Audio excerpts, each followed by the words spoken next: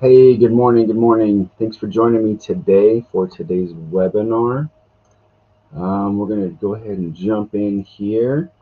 So today we're going to be talking about how to become a more effective listener. And my whole goal for this is that you'll have at least one takeaway that will help you be more effective in your listening and help you connect better with those around you, whether that's family, coworkers, in relationships, whatever that is. I pray that this will be something that's useful and that you'll find plenty of benefit from.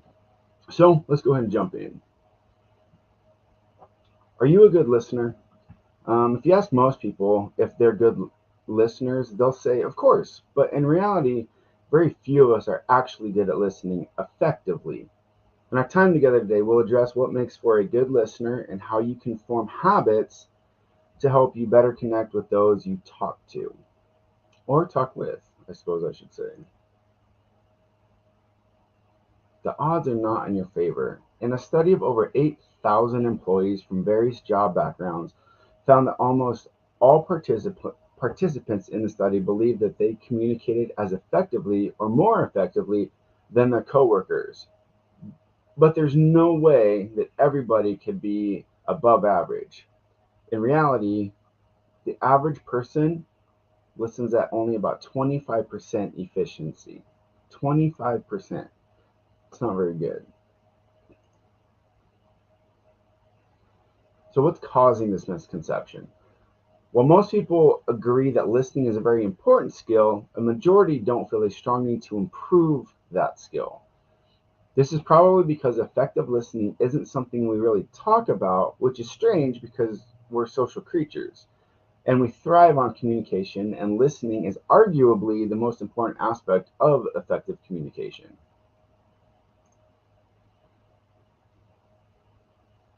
Why does it matter? A study of managers and employees in a high stress hospital setting found that listening explained 40% of the variance in effective leadership. 40%, 40. Think of someone you believe to be an effective leader in your life, be it a teacher, a boss, or even a parent. Would you consider them to be a good listener?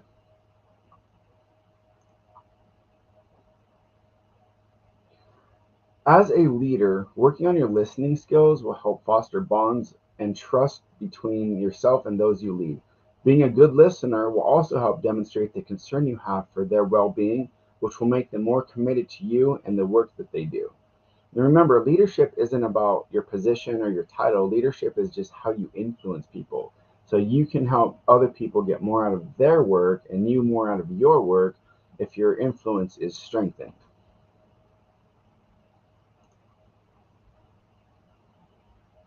Effective listening tends to reduce the frequency of interpersonal conflict because it's more likely that the dispute can be resolved by coming to a win-win situation. I mean, think about it. When you feel as though no one is listening to your side of the story, you'll be more likely to be defensive and become more passionate about your point. I know I do. On the other hand, if you feel as though your concerns are being taken into account, you'll probably be more likely to agree to a compromise and try to work toward a middle ground. Remember, good listeners are preparers, not repairers. If we can hear other points of view and gain a much clearer understanding of the situation, this leads to preparing a solution together instead of going back to repair the misunderstanding of not listening.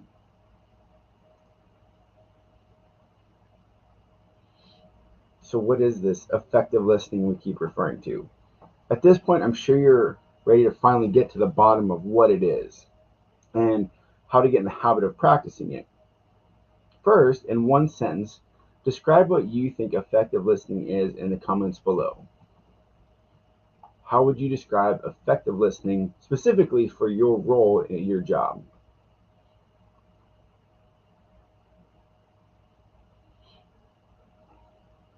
Awesome. Thank you.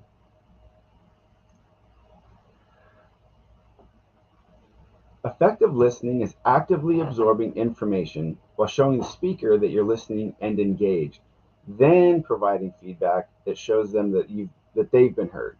In other words, effective listeners show speakers that they have been heard and understood. It's the reward for this. Like I mentioned before, humans are social creatures who thrive on relationships. So one of the best things you can do for another person is to show them that their communication is working and that their message is being delivered effectively. Have you ever left a conversation feeling more confused and lost than you did going into it? That would be poor communication.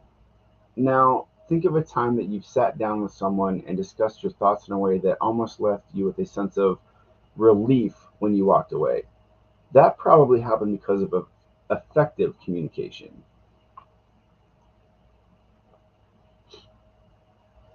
Beware of body language. Your body language is an extremely important component of listening. Some research even suggests that it's more important than the words you speak. When you're having a conversation with someone, face the speaker and maintain eye contact. This shows them that they have your undivided attention. Another faux pas is crossing yourself off from the other person with your arms or legs. Psychology shows that crossed arms can be interpreted as a sign of defensiveness or awkwardness. If you're looking to create an environment of openness, keep your arms uncrossed and sit in plain view of your talking partners with no barriers, like a desk, in the way. I once spoke with an executive director who told me that when he was new to his position, he would come sit on the same side of the desk as his employees during their meetings and their reviews, which helped him to gain rapport and build relationships with his staff. He modeled removing barriers and he told of the benefits that he saw of that right away.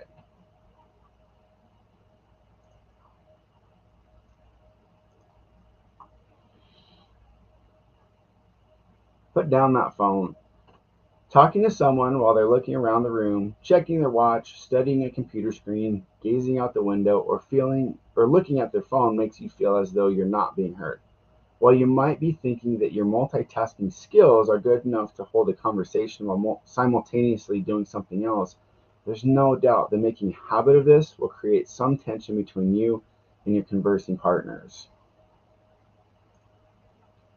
All right, I'm guilty of this too, but how many times have you been in a conversation where someone is doing this and trying to listen, or you're in a crowded and busy area and they're looking around and they're seeing everything and they claim that they're listening to you, but you can tell that they're distracted. Or one of the worst ones, especially for us people that are stuck in an office, how often have you been talking to somebody and their screen is away from you and they're doing this and they're typing away and they keep going, or worse yet, how many times have you been that person? If we can overcome these things, it will help us to connect with that person that we're talking with, and they will feel much more heard and they will have way more buy-in, not only to the conversation but to their work as well.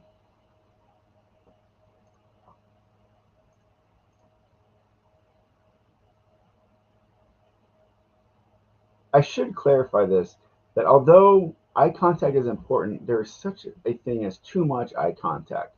You don't have to stare at the other person. You can look away now and then. Just be attentive, not occasionally, to show the person that you're listening. I mean, there's a huge difference between this mhm, and this, where the eye contact is unbroken. Just don't make it weird. It's fine. You can listen and be relaxed.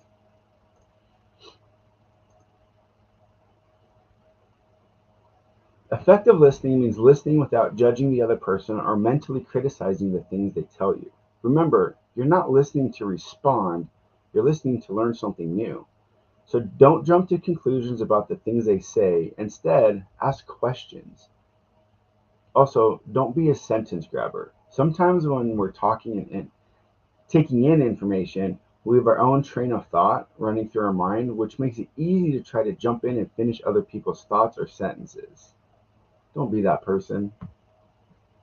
That's just rude and hard to get past sometimes.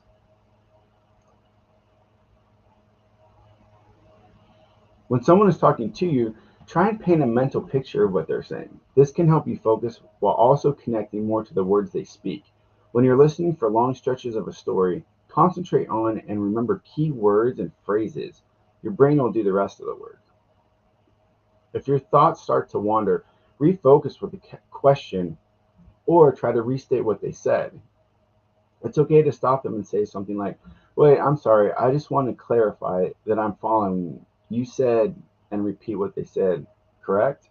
Or say, "I'm sorry, could you repeat that last part?" That way you know for sure that you're hearing what they're saying.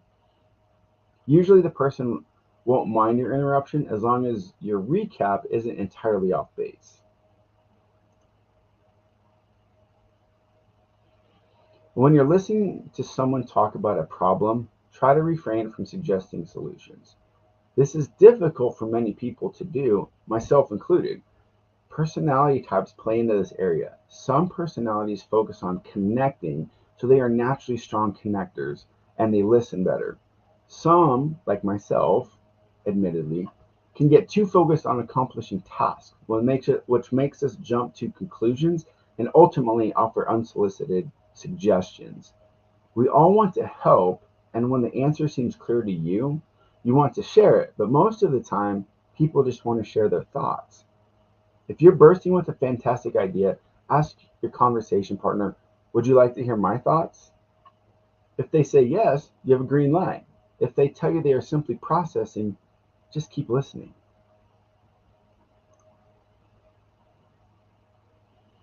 We all think and speak at different rates. If you're a quick thinker and are one to chime in, then it's up to you to learn how to refrain and slow down in order to be an effective listener. You must train yourself to stop interrupting. When you cut someone off with your own thoughts, you're essentially saying, "I'm more important than you are," or "What I have to say is more interesting, accurate, or relevant," or "What you're saying doesn't really matter," or "I don't have time for this conversation," or finally, "This is a contest of who knows more, and I'm going to win." Although you may not intend to communicate any of those things, your actions will suggest otherwise.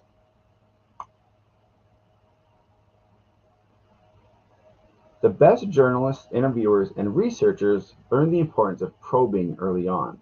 Probing just means asking for additional information, but it can help you understand the situation more fully.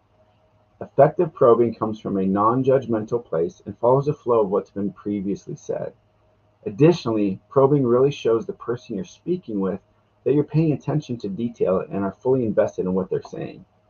Honest, intentional probing will bring more clarity to you, the listener, and may also bring clarity to the speaker as they explain their situation in more detail, and maybe in different ways.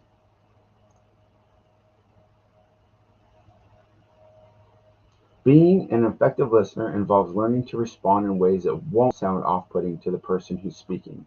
This means avoiding accusation questions like, "Why would you do that?" Or "How could you have thought of that?" Or "How could you have thought that?" While your intentions might be innocent, the tone of these phrases will likely come off as judgmental, which is not your goal.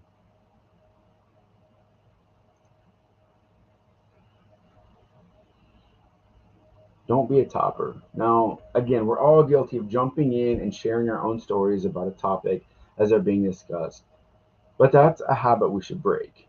Think of this from the perspective of your conversational partner. They've come to you to share their thoughts, and in response, you've started talking about yourself. This gives the impression that we're not listening or don't care about the other person's experience. Although we usually mention our own experiences as a way to say, "You're not alone," we risk sending the message that we are superior or more important. If you find yourself doing this, finish your thought quickly, then apologize. Simply say something like, "I'm sorry, I didn't mean to get us off track, and this isn't a conversation about me. Let's get back on topic." Or simply apologize and say, "Please continue."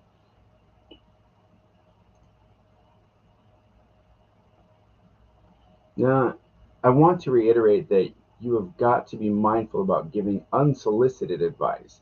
Most people give advice because they like to, but when you start advising without consent from the conversational partner, you stop listening and risk dominating the dialogue. Rather than assuming that someone wants your advice, be safe and remain quiet unless your opinion is sought out. If this is especially difficult for you, try these methods. Ask your partner something like, "Have you thought about what your next step is?" This gives them the chance to say yes and explain, or "No, Do you have any ideas? This again opens the door for you to share your ideas with them without being unsolicited or just pushing them on them. Thank them for sharing this information with you and let them know that you're here for them if they need any additional guidance. Keep in mind that your goal as a listener is to try and develop a deeper bond. If your goal is to better connect with someone, then you should be making an effort to work with them instead of telling them what to do.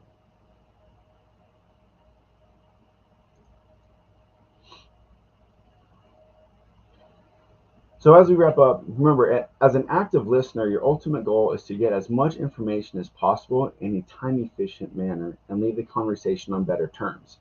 This means, one, setting the environment for a comfortable conversation through body language. Two, being mindful of the way you react to phrases and ideas, especially those phrases and ideas that you might not agree with. Three, asking questions that encourage the speaker to share more. And four, refrain from giving unsolicited advice. Again, as a listener and connector, we can share advice if it's asked for. Just that pushing of advice without the consent or without the asking of from the speaker, that can come a little be a little forward.